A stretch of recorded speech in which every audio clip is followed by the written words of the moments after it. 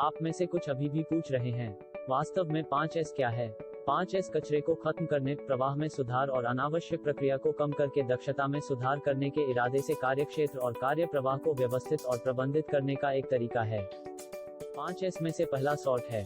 छंटाई का अर्थ उन वस्तुओं को अलग करना है जिनकी आवश्यकता है और क्षेत्र में आवश्यक नहीं है, और अनावश्यक वस्तुओं को समाप्त करने पर ध्यान केंद्रित करते हैं, केवल आवश्यक वस्तुओं को रखते हुए जिन्हें आप अपने दैनिक कार्यों को करने के लिए वर्तमान में आवश्यक हैं।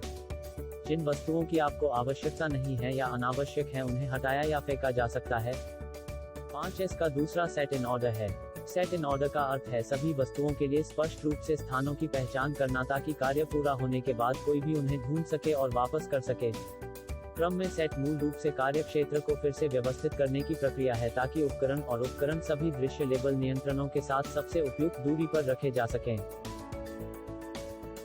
5S में से तीसरा शाइन या सैनिटाइज है। शाइन का तात्पर्य मानकों को बनाए रखने के लिए कार्यस्थल और उपकरणों की नियमित रूप से सफाई और स्क्रबिंग करना है और सबसे महत्वपूर्ण दोषों की पहचान करना है।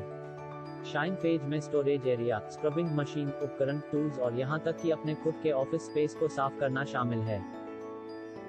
5S का चौथा मानकीकरण है। मानकीकरण में एक शेड्यूल और कार्य निर्देश का विकास शामिल है जो नई प्रथाओं की सहायता करेगा और इसे दैनिक दिनचर्या बना देगा।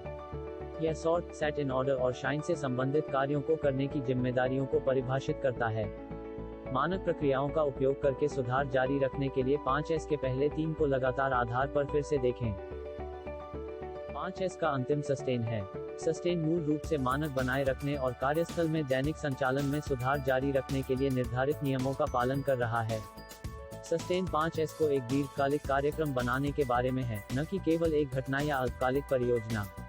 आदर्श रूप से प्रबंधकों सहित सभी कर्मचारियों को 5S को सफल बनाने के लिए वेयरहाउस में या कार्यालय में नियमित ऑडिट करने में भाग लेने की आवश्यकता होती है।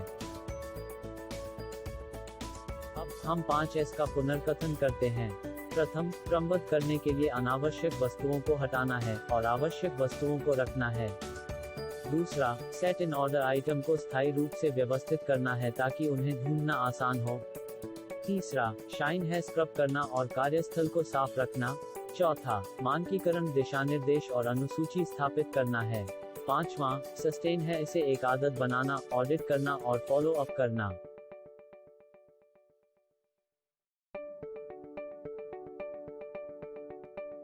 पांच एस कार्यप्रणाली में प्रत्येक चरण को बेहतर ढंग से समझने के लिए यहाँ एक अतिरिक्त उदाहरण दिया गया है। क्रमबद्ध करें, क्रम में लगाएं, चमक, मानकीकरण, बनाए रखना। धन्यवाद, और मुझे आशा है कि आप हमारे वेयरहाउस को एक बेहतर कार्यस्थल बनाने और व्यवस्थित करने के बारे में अपने आने वाले